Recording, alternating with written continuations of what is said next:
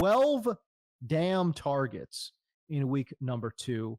He only had 4 receptions for 49 yards, multiple drops. How much are you panicking on BTJ? How much of this is on Lawrence, Trevor Lawrence, and how much of this is on BTJ? I think you could actually find like real evidence on film for both things here, where like both of them are at fault for this.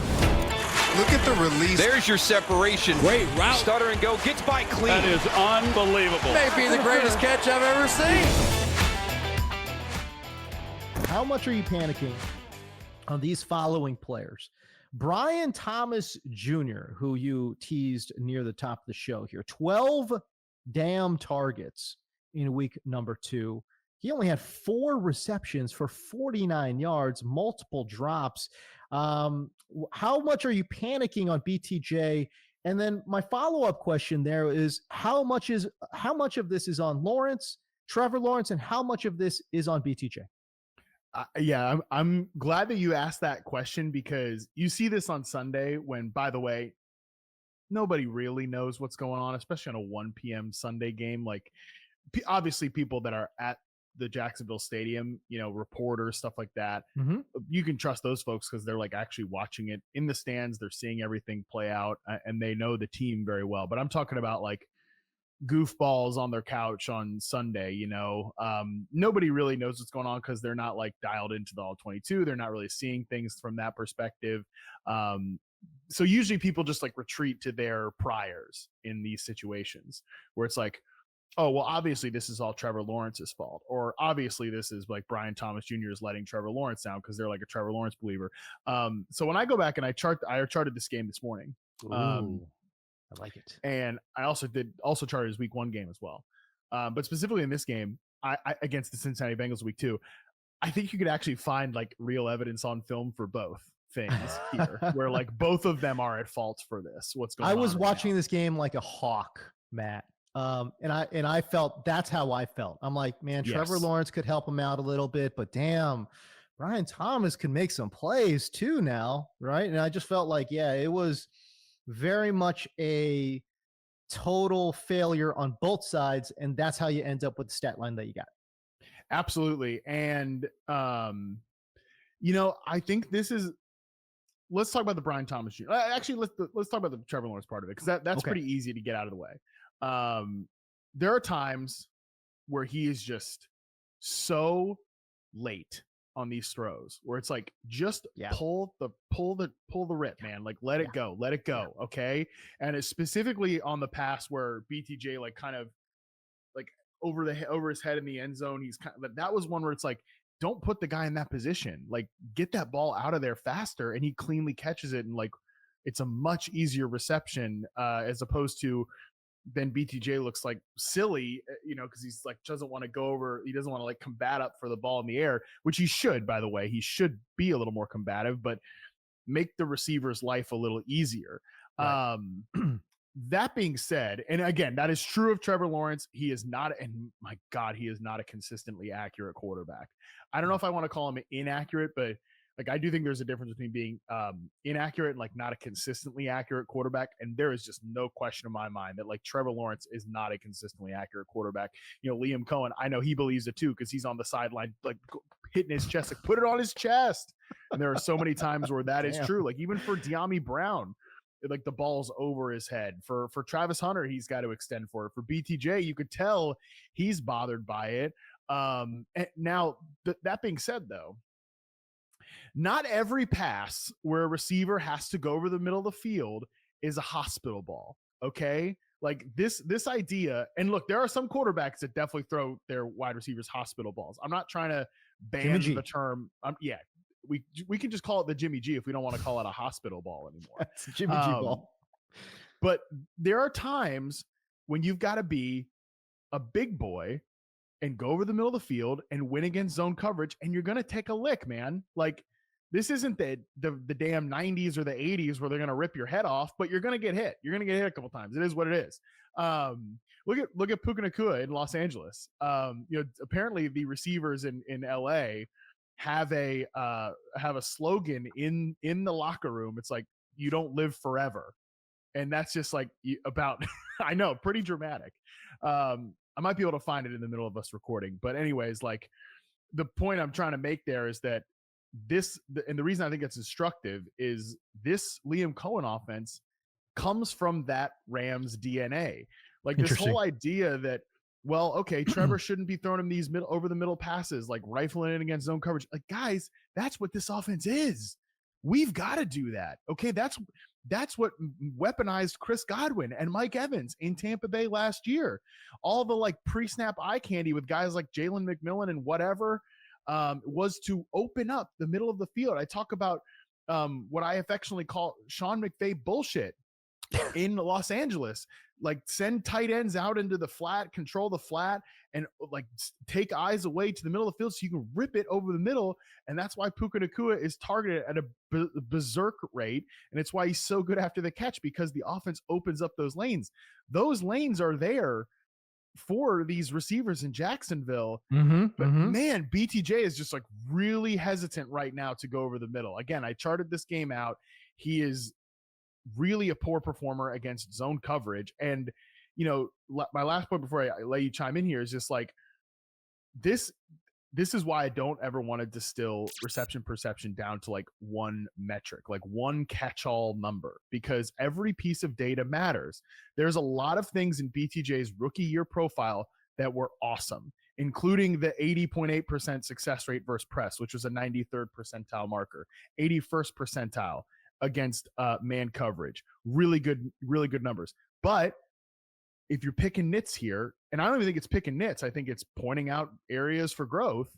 Yeah. It was the 77.3%, 38th percentile success rate versus zone coverage, and the below average success rate on slant routes.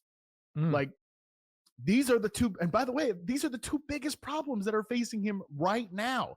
Now, those are the two biggest issues that were all over the field on Sunday. It's an unwillingness to go over the middle of the field and sit and find the soft spots in zone, catch the football cleanly, and take a lick. Like those are hesitancies in his game. They were there as a rookie. Nobody wanted to talk about it, but they were there as a rookie. And unfortunately, they've shown themselves in a probably overly dramatic way here in the first 2 weeks. Yeah, it's so tough for Trevor Lawrence too, because you could tell, listen, 12 damn targets to BTJ.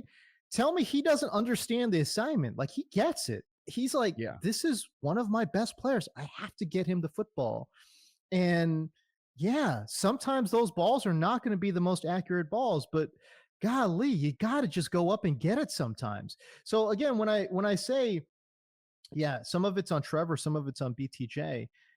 I would say there's more oftentimes than not that you're like, Brian Thomas could tough it out and try to go get that football. And I'll also say this, if he ends up taking a lick and Trevor Lawrence ends up getting killed online for it, right? That's deservedly so. Then the next time that Brian Thomas Jr. alligator arms a catch over the middle, then you get it. But there was a lot of plays on the field where if he had actually just run the route, he actually would have been fine. Like there wasn't a defender barreling down on him.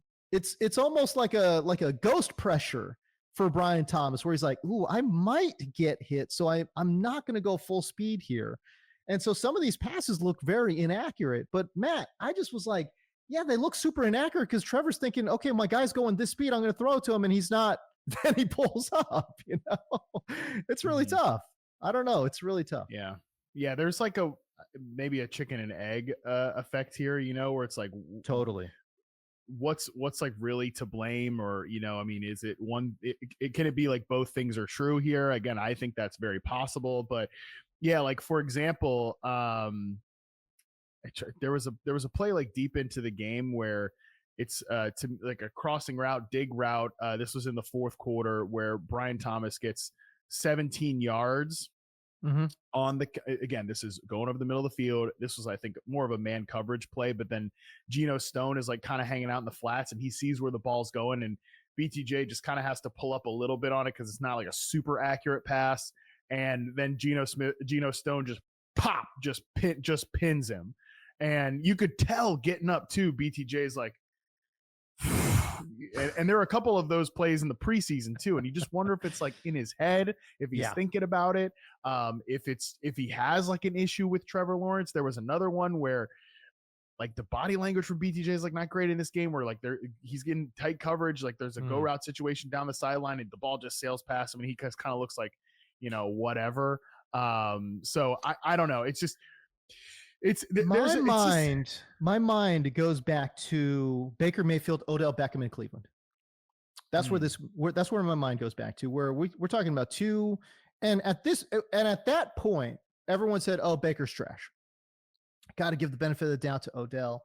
But it was a little bit of oil and water, right? Like to me, it was like, especially now that we can look back at it and we've seen Baker Mayfield be successful in different places, right? We can look back at that stint in Cleveland and just say the skill sets for both guys just didn't totally match. Baker is a see it and rip it dude, and Odell is he's more of a timing based receiver, right? Like he's going to take his 3 steps and he's expecting that ball to come out, right? Mm-hmm. And that's not really how Baker plays football. So it's hard to say one is better than the other. Obviously Odell was a better player overall than Baker Mayfield was, but at that point in their careers, it's like how much of it is to blame on the wide receiver? How much of it is to blame on the quarterback? Shoot, we might just be saying this might be a situation where we blame different skill sets. Yeah. And maybe that just doesn't go, maybe it just doesn't work. And that to me sad because we've got two guys that could potentially elevate each other. And I just don't think we're going to see that. Yeah. I like that analysis by you, by the way, because it's just, I think too often people default to, well, it can't be the guy that we've seen be good recently. It can't be his fault. It can't be Brian Thomas Jr.'s fault. We just saw him produce with Mac Jones. We just saw him have an amazing rookie season. It can't possibly be his fault. But the truth is in the plays. The truth is on the film. And again, I'm gonna link some of these in the week 1 reception perception charting notebook. These are gonna be in there. Some of the examples of these plays that have been issues so far. And that's just like, the reality is it can just be that like sometimes it's like relationships, you're just not meant for each other. Right. And I think that Baker one's a great example. Baker's gone on to have a very, very good NFL career. And Odell Beckham was like the missing ingredient to the Rams winning the Super Bowl, but they were best apart from each other. They just didn't work out together for whatever reason. I'm not saying that's going to be the case here with BTJ and Trevor Lawrence, by the way. Like they've got some time to figure this thing out here. They've got time to figure it out. And I think one other thing that's on my radar about this Liam Cohen offense, and this is on my radar about all of these, maybe not all of these, but I noticed this today. The Bears right now have 6 false start penalties on the season so far, which leads the league. The Jaguars in this game, and it's not going to get credited because all 5 of these were declined. They were charged with an illegal shift 5 times in this game, including on the play that Brian Thomas Jr. on a quick in breaker against zone coverage, completely alligator arms, and it just gets intercepted for Trevor Lawrence there. So that's a play where it was already an illegal shift, breaking the rules, and then we're out here, and it's because maybe Lawrence isn't fully dialed in with when the ball needs to be snapped. There are plays where De'Ami Brown is telling Travis Hunter, you got to get lined up here because he's over there now playing defense because they have a cornerback injury. There's a lot going on here. And it's on my radar, Ben Johnson, Liam Cohen. These are 2 of the hot shot. We do all the cool pre-snap shit. Look at all this eye candy we do. And then it's taken a minute for all the players to get involved here. The Bears can't get the snap count right. Darnell Wright is their main returning best offensive lineman, and he keeps false start. He's got 4 false start penalties on the season, 5 illegal shift penalties in 1 game for the Jacksonville Jaguars. That's amazing. It's cool to do all this stuff, but we have to remember the operations take a minute to get right, including in Detroit. Man, it took a minute for that Lions offense to coalesce around Ben Johnson. And I think one thing that maybe I overlooked and was wrong about getting too excited about this Jacksonville offense in year 1 is that Liam Cohen was getting dropped into a good situation. last year with the Tampa Bay Buccaneers, where they had a successful offense last year. Yeah. So like, let's just build on it. We have veteran players who know what they're doing, and Mike Evans and Chris Godwin and Baker Mayfield and all these guys. Very veteran. Yeah, right. Like Chris Godwin, Mike Evans, these guys are so by the book. They're such good technicians. They're such just proven, established players that have been, they played with Tom Brady. They played with Tom Brady. You think they're not right and tight on the freaking details of the position? That's a little bit different than, That's Brian right. Thomas Jr., Trevor Lawrence, and all these guys that haven't played a lot of football. Well, Trevor's been around the block, but I mean, BTJ and some of these guys and all Travis that. Hunter. Travis Hunter playing two ways, doing a lot of different things. So for Liam Cohen last year, it's like, okay, I can just like drop all this cool pre-snap stuff, and then we're really weaponized here with these veteran wide receivers. It's a great point. It's probably just for all of this stuff, like from a panic meter perspective, it's probably just going to take a little bit of time for everybody to get on the same page. I think that's probably the right answer, but I don't want to shy away from the fact that yes, Brian Thomas Jr. is a very, very good wide receiver who had an awesome rookie year and should be on that upward trajectory, but he's got to get through. We've got to work through this. And there's no like, oh, coach has got to change deployment. No. All the best wide receivers in the NFL, all of them, put on their big boy pants, beat zone coverage, and go over the middle of the field. Period. End of story.